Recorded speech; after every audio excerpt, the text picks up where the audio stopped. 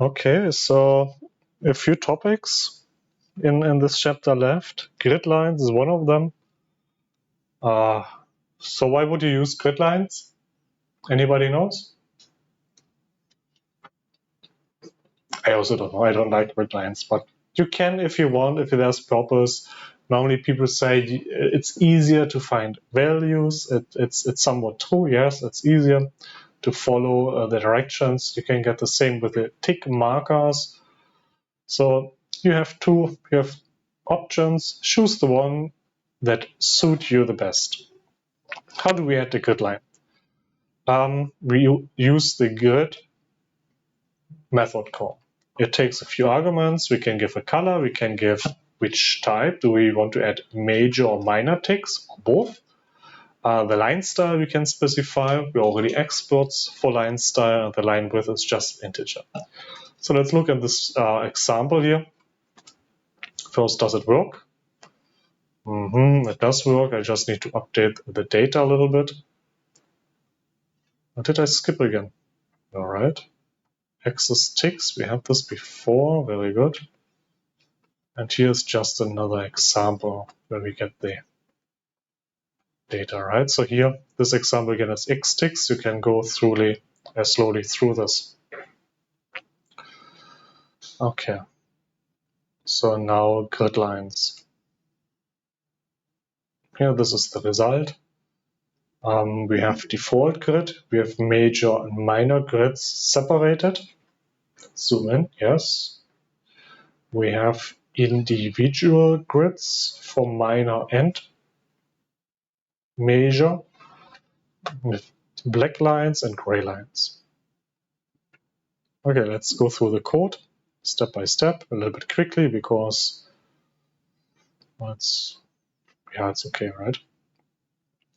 So what we do is first we get an access object and then we say, hey, let's get major and minor tick symbols from the matplotlib tick locator. Right, and here we have multiple locator where you give the number of arguments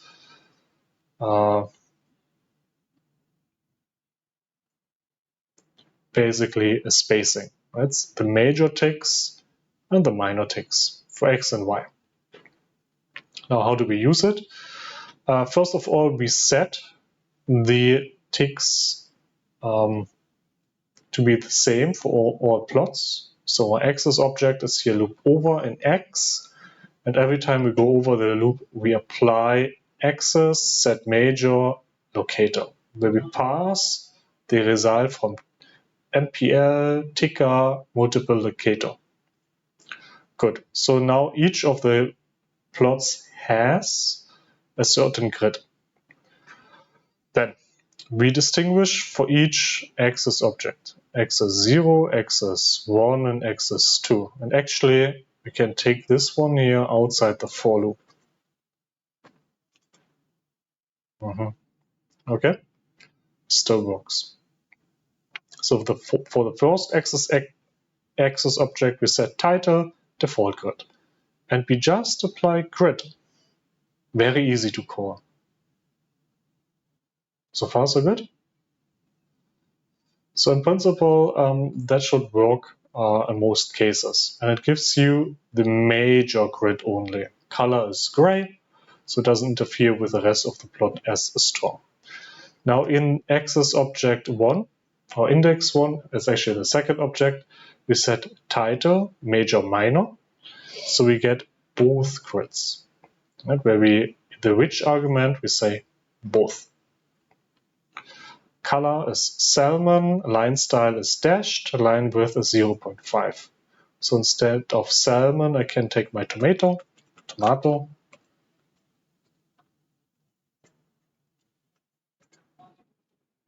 There we go. We also can use gray. Now I need to be careful. Gray with an A. Yes. Okay. In the third plot, we actually distinguish between major and minor grids. So we call the grid method 3 times. we give a color, and then we say, hey, for the major plot in axis X, this is an additional argument. So we select not both axes, but just one, here X. Take a line style solid, line width 0.5, and call on this axis again the grid, but this time for the minor grid, use line style dotted. And if you go, well, maybe 0.5 to see this. So if you zoom in now, right, you actually see, yes, there are somewhat dots on the X grid. 1 times, 2 times, the third one is a solid line. Can make it a little bit clearer. A thicker line style, line width. Yes, and we clearly see the dots now, right? Now, if we would stop there, we would only have a grid with the intersections on the x-axis. It would look like this. I mean, it's also fine, right, to read off some x values. We can change, or we can add now the grid on the y-axis, where the major argument only intersects with the major ticks. And if we change this to minor, we get a much finer axis grid. Minor y, yes. Okay, so this is grid. Twin axis. Let's take pictures. Okay, I also upload later.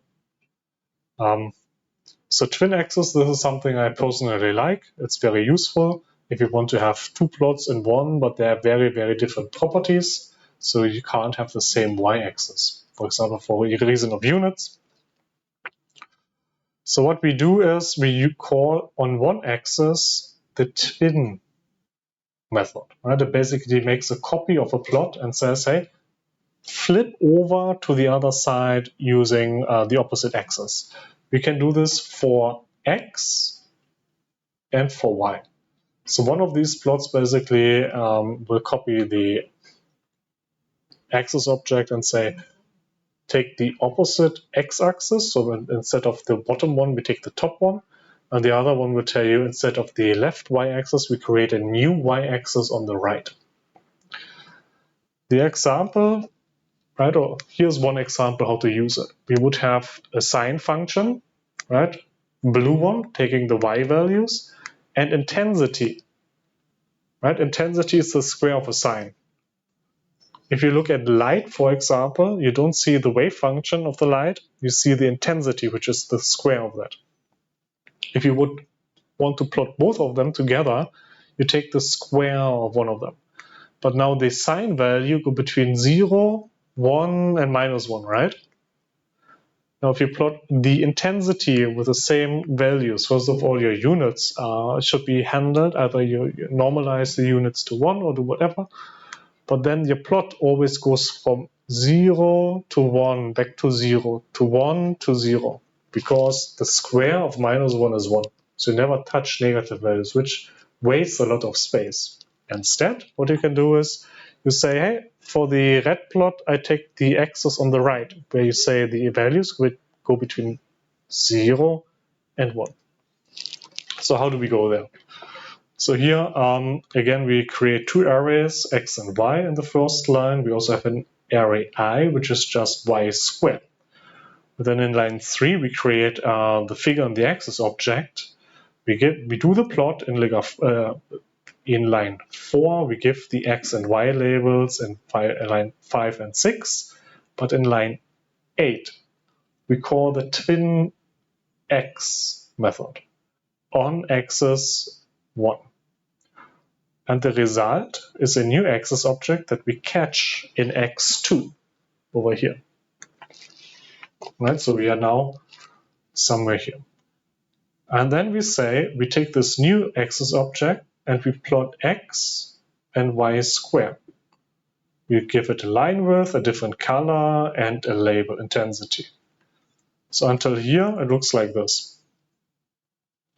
So we have two axes, left and right. We have a legend in this plot. I don't know if sine belongs to the axis on the right or intensity. So what I normally do is I set for the copied axis set y label, give me the same label again, right? So I know intensity, okay, yeah, intensity is here. And then if I really want to hint towards the right direction, I set the color of the label as well. So far, so good. And then it's pretty clear, at least to me, which axis belongs to which plot. There are ways to even change the color on the numbers. You can do this as well. Then you would go to like set X tick labels and specify a color. We saw that earlier, how to set the X labels. You could read them in, split them out again, and just add a color argument. Okay, now combining subplots. Why should we combine subplots? Well, sometimes we have one bigger plot that has a lot of information and then some detailed plots that just augment. So we want to give more space to the bigger subplots. Right. So what can we do? So we already encountered share X and share Y. When we use share X and Y, we can save a little bit of space in the plots.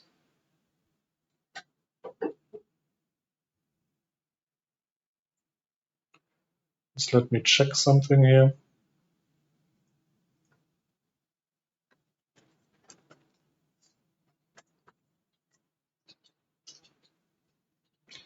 There we go.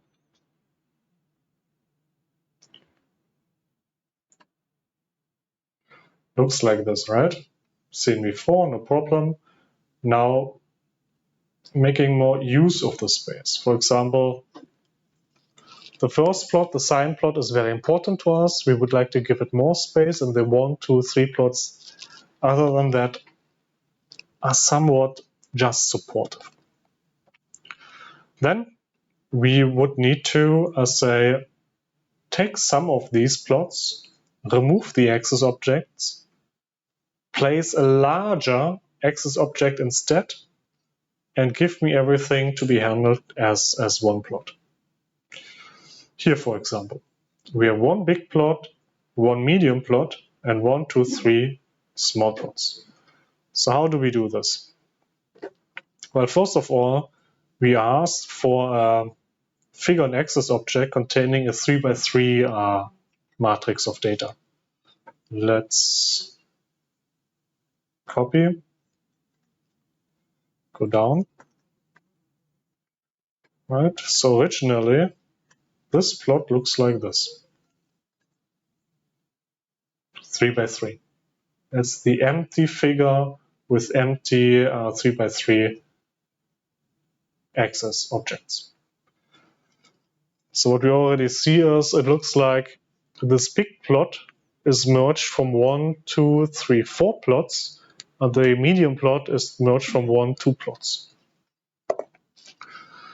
Okay, so how do we merge? Well, first we said we need to delete.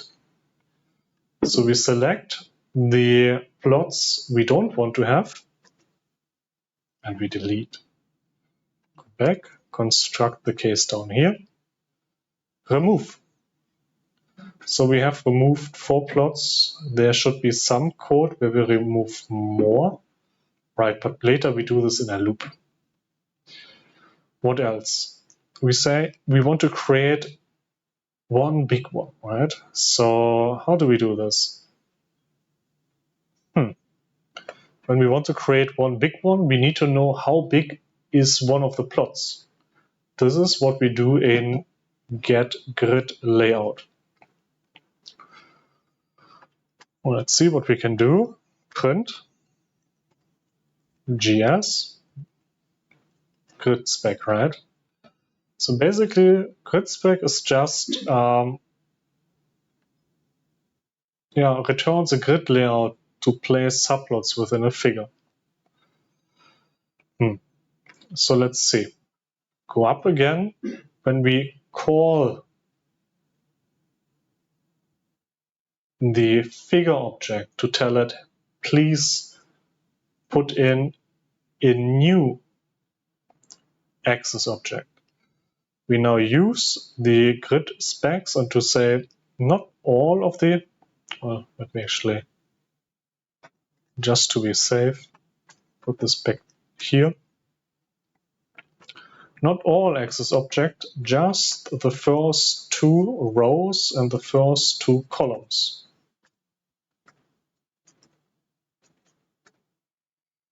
There we go. So let's see what this is. Yes, okay. Something is wrong. There we go. Okay, so this is some kind of data structure which now can be used.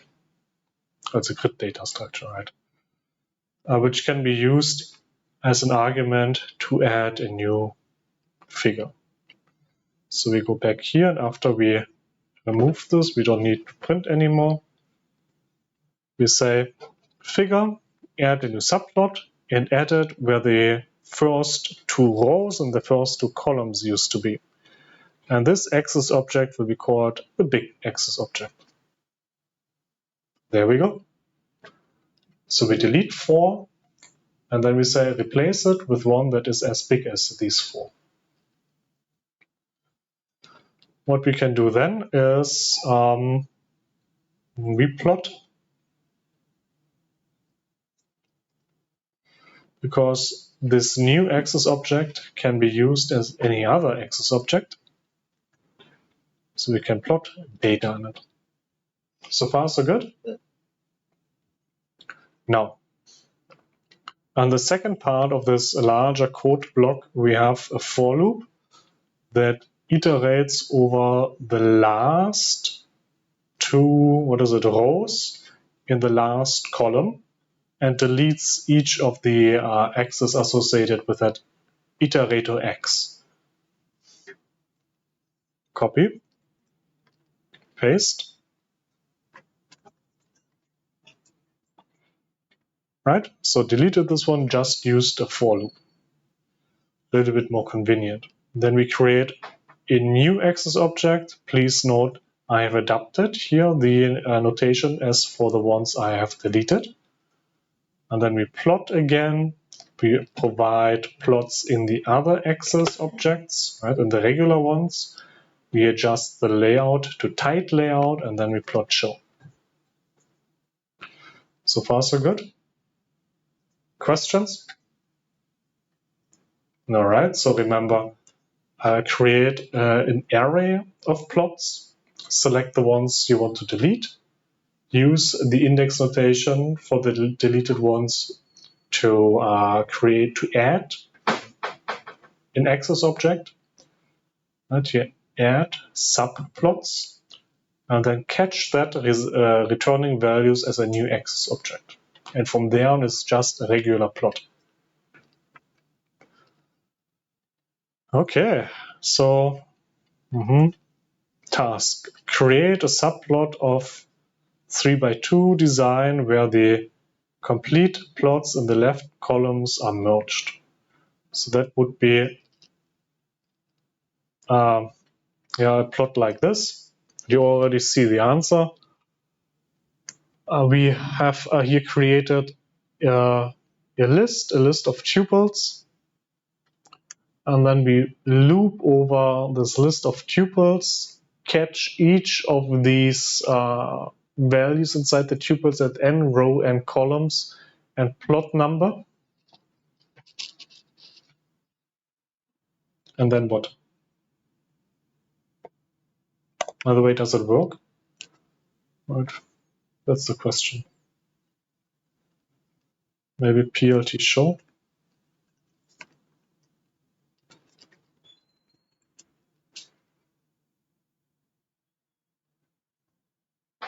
And it's gone. Let me restart my kernel.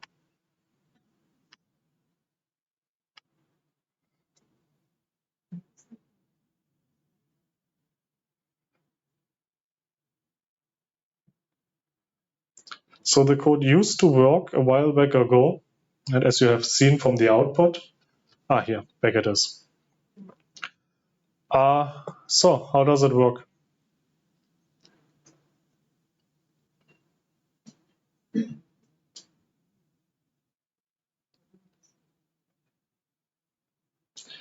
It's a little bit different. So instead of subplots, right, remove a figure, add a figure, it now basically just says PLT subplot. Well, it creates a new plot. And well, let's explore a little bit. We shorten the iterator. So the first one is this. Okay. Now the second one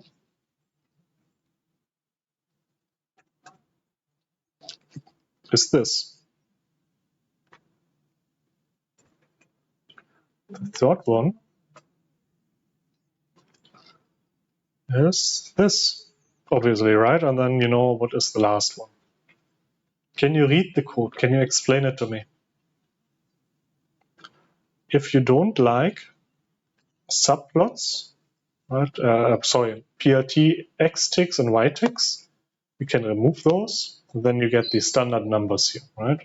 But if you don't need the plot by the ticks and the tick labels and numbers, you can remove them by passing ticks and empty argument. So can you tell me what's going on here?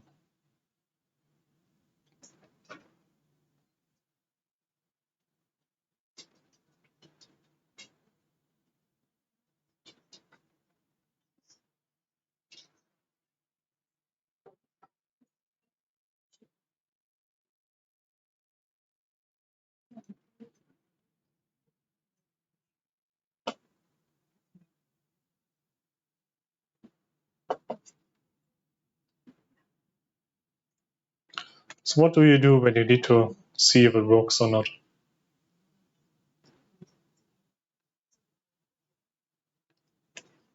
Yes, no, maybe? Anybody? Interesting, no?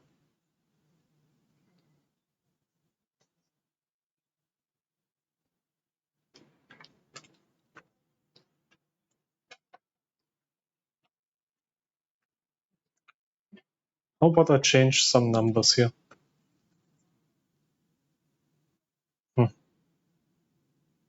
Weird. No? Yes? Wanna try or not?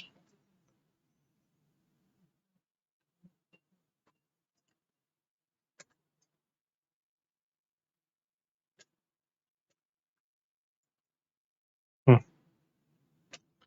2, 3, 4. Maybe like this.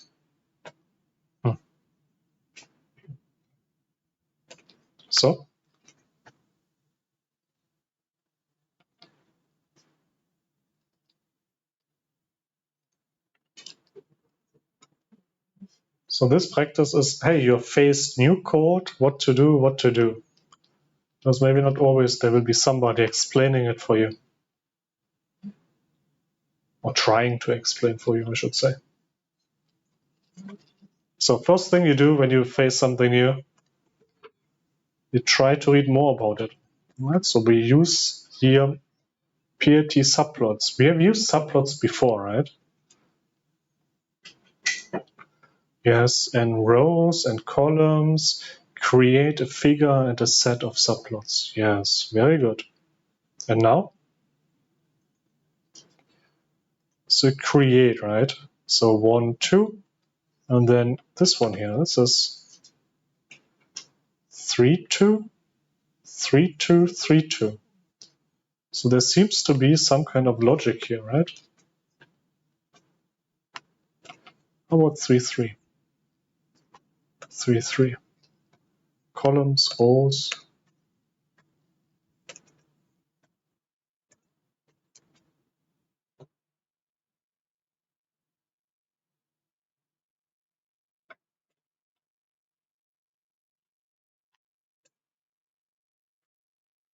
Yes, no, maybe. What is it?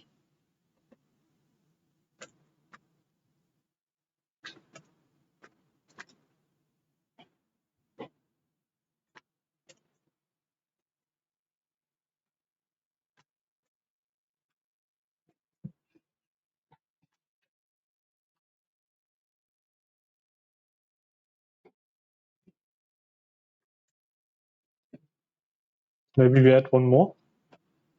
What do I write here now?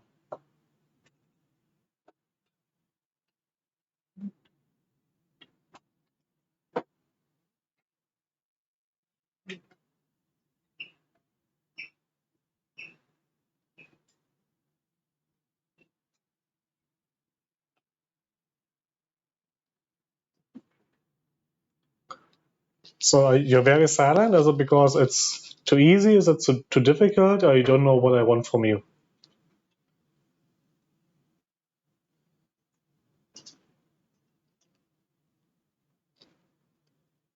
Or was it a combination of 2 out of 3?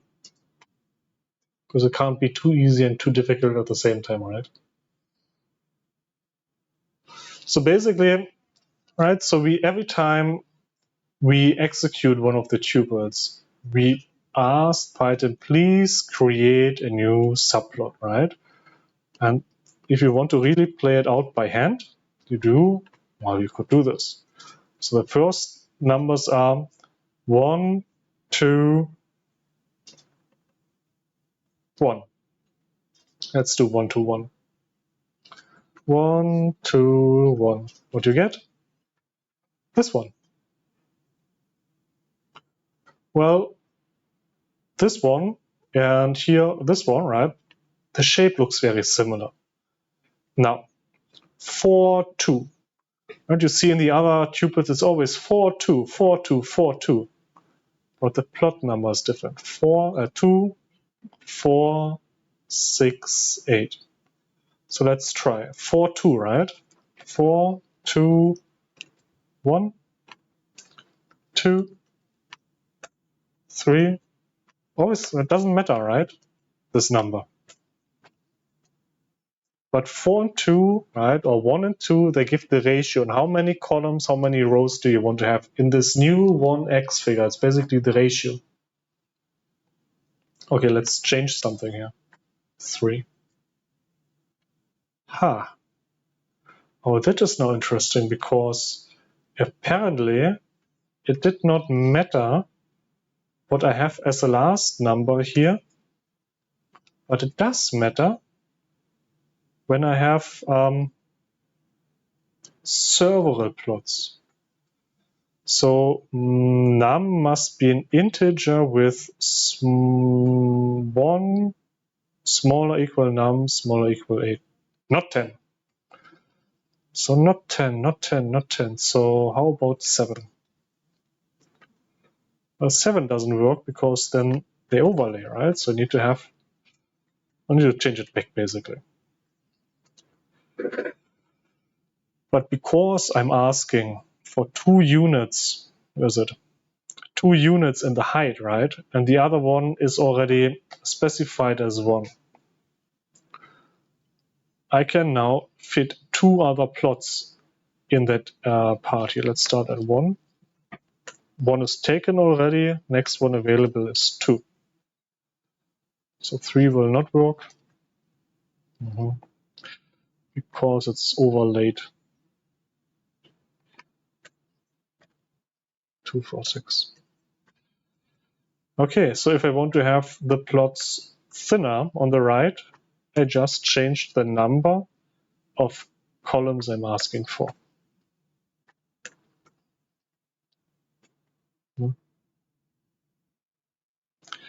Did something wrong? Where is it?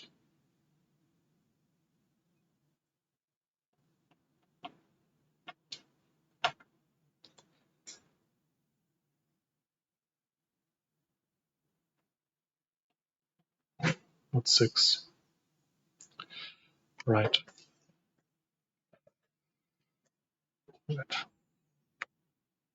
But when I do this, I need to adapt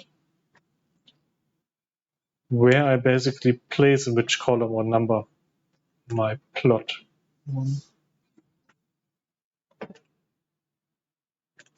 First do like this. There we kind of go, yes.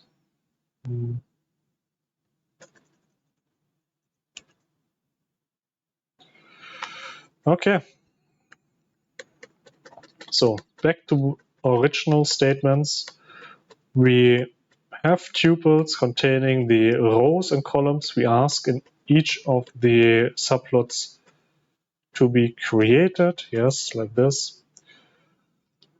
So the first one has 1 and 2. Right? That's why we can ask 1 and 1 for once. First figure, right? 1 and 1. If we want to have 1 and 2, we ask 2. Right, so this is larger now, and then in the other plot we asked for 4 units and 2.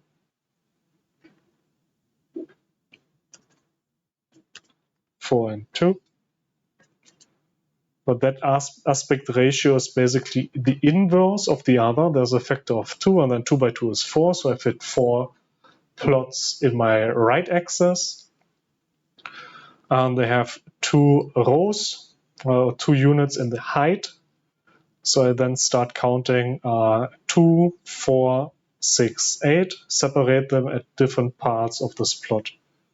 Let's see when I delete this one. All right. I have removed the one that's starting from 1 to 2, but 3 to 4, and that one is being deleted. I also can change now the 6, right? 5, 6, the one here, to a 4. That's in the upper place. Now the question is, can I place it at 5? That would be interesting to know. No, cannot. Must be even. Okay.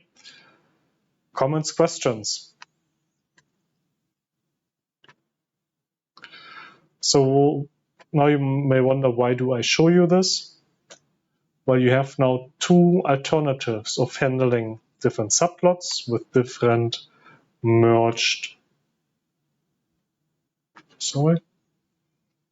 differently merged axis objects. Right? I personally prefer, where's it? Didn't we have another example? This one here. I personally prefer this example. Remove the subplots, make a new one, put it in, and then do the plotting. This one always takes a little bit of thinking how to choose the numbers correctly. But how you do it step by step. You basically ask for one subplot, you specify the aspect ratio you want to have, right? And then you add on the side another one to see, hey, I actually can combine them in a different way. And then you need to be honest, right? You need to fiddle a little bit which numbers work here in a way, actually which aspect ratio. Okay. What else is useful? Insertion of plots. Here's an example. What could be interesting? It's one curve, a little bit complex. You inspect more deeply, or you see it's actually 2 plots. Whatever LPPV1 and LPPV2 are, and they are almost overlaying all the time. So they're almost identical. They're just a few parts a little bit different. And one of the parts is here. Right? But it's tiny. But this tiny difference might be important. How do you show this? Right? You need to show the whole thing, and you need to show the difference. What you can do is you add an insertion like this, from 3 to 4. 3 to 4 is somewhere here on the x-axis, and minus 1.3 to minus 1, which is somewhere here, right? And that actually boxes this region. And then you can enlarge. How do you add an insertion? Well, we do import here matplotlib as PLT, and then we ask PLT for a figure object with a certain size. We have 2 functions. One is just 1 over the square root plus a scaled square root. Execute first. Right, so this is the example. This is a Gaussian with an added small Gaussian. Our task is to basically understand how we create this insertion. So let's inspect the code again. We have the function given itself, right? One Gaussian plus another Gaussian. How do you know they are Gaussians? Actually, I'm talking nonsense. It's Lorentzians, right? 1 over 1 plus x squared, and the other one is 1 over 1 plus some shifted value, something x squared. So the function itself are something 1 divided by a plus b x squared. 1 divided by a plus bx squared, yeah. And x can be shifted. Good. The curves again look like this. Next, we have a function that is responsible for the plot. And it takes an axis object, it takes x values, takes the function and the font size. Now within that function we call the axis plot routine, right? And we plot over x and f of x. So the function itself is only evaluated at this point. Then we set x-axis, set major locator. We take charge basically of the ticks in x and y. And we say, yes, here is the labels x and f of x. So far, so good. So where do we call this part? Here. So until here, the plot looks like this. Right? One function. Now we look into the insertion. So we define an x0 and x1 to be 2.5 and 3.5. And we say, at these values, please add a vertical line. So on the axis, add a vertical line. Where? At x1. How much? Y max. So let's see what's going on here. So we now have added these two dashed lines. So from 0 to y max 0.3, right? At the position x0 and x1. This indicates the position of our inserted box. So next, the inserted axis object is obtained through the add axis. Add axis we have seen today before. This time, however, we pass it a list of values saying where to start and where to stop. Let's see. One by one. So, where to start and where to stop. Well, it clearly doesn't mean where to start and where to stop on the x-axis and the y-axis, right? They take the default values 0 to 1. But if you look closely, the left side of the plot starts roughly in the middle of the original plot. Let's change 0.5. And now it starts roughly at the quarter of the original plot. So with the first argument, we say where to start. X, how about the second argument? And the second argument regulates where to start on the y-axis. Then we can specify how many units we actually take up and down. Up and to the left.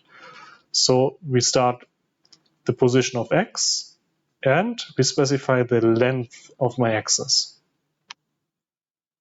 Let's go to, let's leave it 0.8.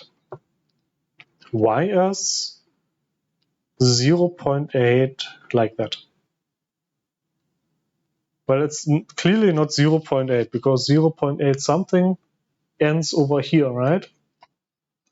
And if we put 0.3, well, 0.3 ends over here. So how does it work? Well, actually, right, if you start at 0, right, you see it's the 0 of the figures object. And if you put a 1 here, it should go over the length of the entire figure object. So remember, we take here an extra axis object into a figure object, but the figure object contains an axis object and it has a certain length from 0 to 1. So when we tell the add axis object add something or the entire length, right, it will do this and it will look like this.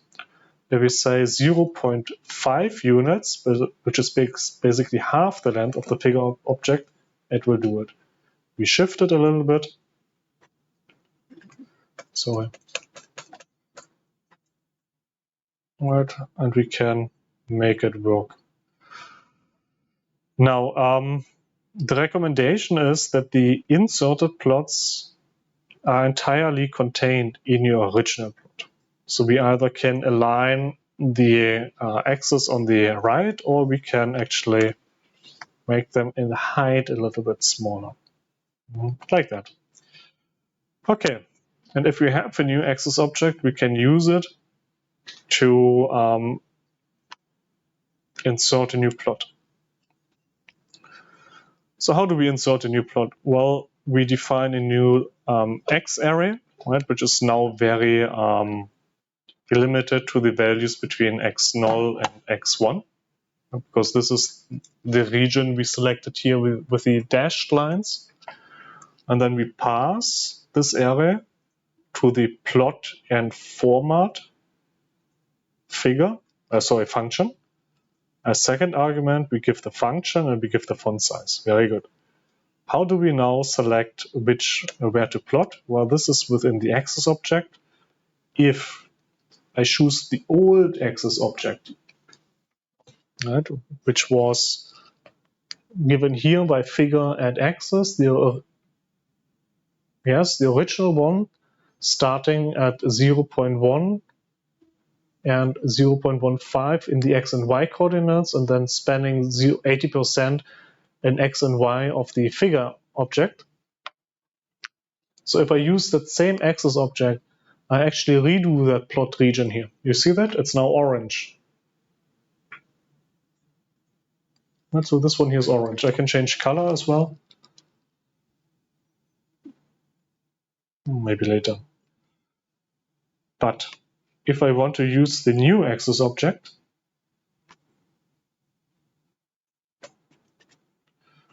I need to specify the edit axis object, which is x inset. There we go. So one more time, how do I know which x object to choose? In the function definition of plot and format axis, I have an argument axis which I use to plot within that function. Here it's a local variable. And then I can just specify any axis object. Okay, comments, questions?